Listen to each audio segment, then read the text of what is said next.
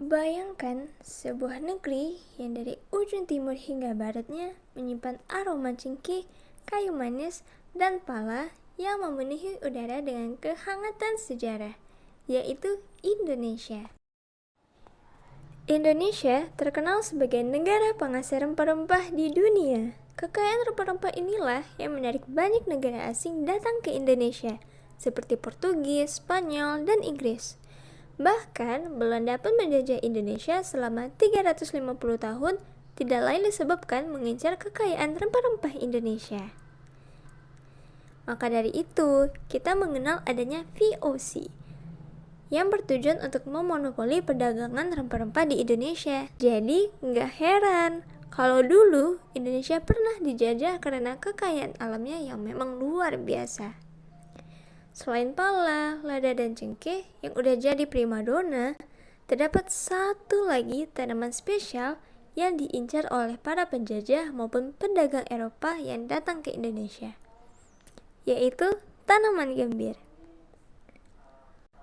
Hal ini tidak lain dikarenakan gambir dapat digunakan sebagai bahan campuran dalam pembuatan minuman keras seperti anggur, yang mana menjadi minuman paling sering mereka konsumsi. Selain itu, gambir juga sangat berguna bagi para penjajah dalam pembuatan baju militer.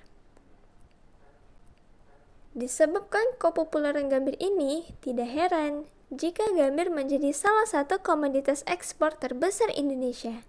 Dikarenakan manfaatnya yang beragam, tanaman gambir sampai dijuluki sebagai tanaman serbaguna. Nah, kira-kira apa sih yang bikin gambir begitu istimewa? Hai, kenalin, aku si Gambir, si tanaman 1000 kegunaan. Kalau bicara soal aku, beda banget deh sama rempah-rempah lain. Tahu nggak kenapa? Karena aku gampang dibudidayakan. Daun-daunku yang pahit bikin aku jarang diserang hama. Tapi kalau kamu mau manfaatin aku, ada proses panjang yang mesti kamu lewatin. Nih, aku kasih tahu tahapannya, yaitu ada penyiapan bahan tanaman, persiapan lahan, pembibitan, pembasmian hama, waktu panen, dan teknik pengelolaan. Gimana? Seru kan? Tapi tunggu, cerita pengelolaanku sedikit berbeda. Prosesnya sih masih tradisional banget sampai sekarang. Jadi nggak gampang loh. Petani yang mengurus aku harus mempunyai fisik yang kuat dan super telaten biar hasil panennya memuaskan. Terkadang pemilik lahan sampai harus mempekerjakan orang khusus buat ngerawat aku. Dan proses pengelolaanku ada 6 tahap. Pertama, daun-daunku dipotong. Kedua, daunku kemudian direbus di tungku khusus selama 1 jam dengan suhu 80 sampai dengan 100 derajat Celcius. Ketiga, hasil rebusan tadi diperas menggunakan alat khusus dengan bantuan dongkrak truk. Seru kan? Keempat, hasil perasannya didiamkan semalaman atau sekitar 12 jam hingga mengental. Kelima, setelah mengental, kemudian aku dicetak menggunakan bilah bambu.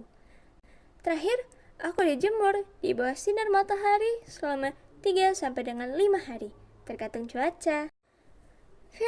Panjang banget ya prosesnya. Tapi, semua kerja keras itu sepadan banget sama manfaatku. Aku punya banyak kandungan hebat loh. Ada alkaloid yang punya potensi farmakologis yang oke banget buat pengobatan tradisional. Lalu ada flavonoid, si antioksidan dan antiinflamasi jagoan yang cocok banget buat mengurangi peradangan. Belum lagi katekin, yang gak cuma ampuh sebagai antioksidan dan antiinflamasi, tapi juga punya sifat antimikroba yang bisa bantu menghambat pertumbuhan sel kanker. Gimana? Hebat banget kan? Masih ada lagi. Aku juga mengandung tanin, yang terkenal dengan sifat astringannya yang sering dipakai buat penyemakan kulit biar tahan mikroorganisme. Terus ada juga asam-asaman seperti asam galat, asam kafeat, dan asam protokatekuat yang semuanya berfungsi sebagai antioksidan dan antiinflamasi untuk melawan radikal bebas. Manfaatku ada di mana-mana loh, buat kesehatan mulut misalnya. Kandungan astringen dan antiseptiknya ampuh ngusir bakteri, bikin gusi lebih kuat, dan mengurangi peradangan. Produknya kayak pasta gigi atau obat kumur yang cocok banget pakai bahan ini. Selain itu, aku juga sering dipakai sebagai obat tradisional untuk gangguan pencernaan, seperti diare atau perut kembung. Kalaupun ada luka bakar, sakit gigi, atau pendarahan kecil, aku bisa jadi solusinya. Di pasaran bentuknya macam-macam, mulai dari sirup, jamu, sampai salep. Nah, nggak cuma buat kesehatan, aku juga punya peran besar di dunia tekstil. Zaman dulu, aku sering dipakai sebagai bahan pencelup alami untuk kain dan juga untuk mengawetkan ikan hasil tangkapan laut. Bahkan, pewarna batik soga menggunakan aku sebagai bahan utama.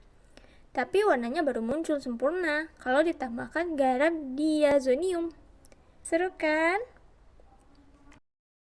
Sehingga tidak salah jika aku dijuluki sebagai tanaman serbaguna, di mana di dalam setiap aspek kehidupan kita, aku memainkan peran penting di sana. Meski sekarang kurang populer dibandingkan rempah-rempah lainnya, aku tetap menjadi bukti betapa kaya dan berharganya alam Indonesia. Jadi, tunggu apa lagi? Yuk kenali aku lebih dekat dan lestarikan manfaatku buat kehidupan kita semua.